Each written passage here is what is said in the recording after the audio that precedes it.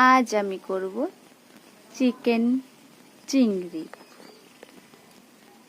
এর জন্য 700 গ্রামের মতো চিকেন নিয়েছি, 200 গ্রামের মতো চিংড়ি মাছ নিয়েছি,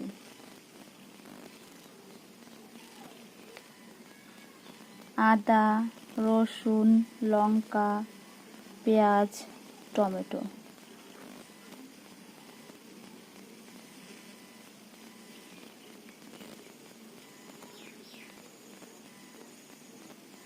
আদা, লঙ্কা, পেঁয়াজ এগুলোকে ফিনিশ করে বাটবো না, এগুলোকে ছেঁচে তারপরে দেব।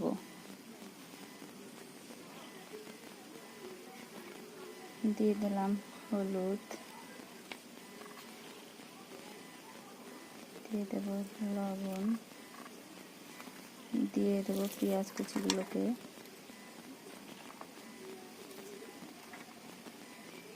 দিয়ে দেবো টমেটো কুচি,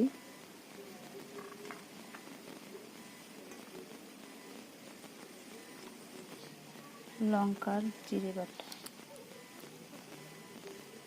দিয়ে দিলাম আদা থেতো করা, দিয়ে দিলাম রসুন থেতো করা। আধা ঘন্টা পরে ঢাকা খুলে দিচ্ছি। এবার চিংড়ি মাছ বাটাটা দিয়ে দেব।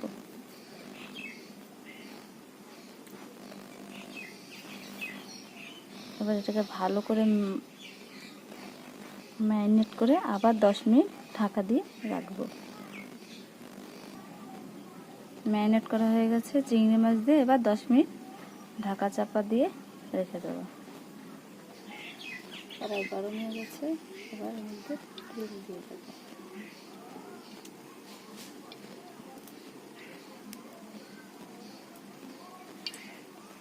এর মধ্যে লঙ্কা, তেজপাতা আর গোটা গরম মশলা ফোড়ন দিয়ে দেবো। 10 মিনিট হয়েছে, ঢাকা চাপা খুলে দিয়েছি।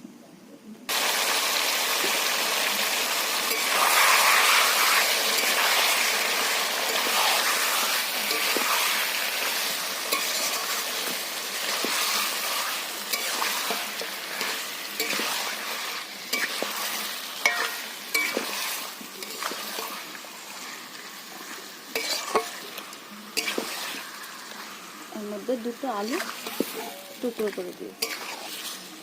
এগুলোকে ভালো করে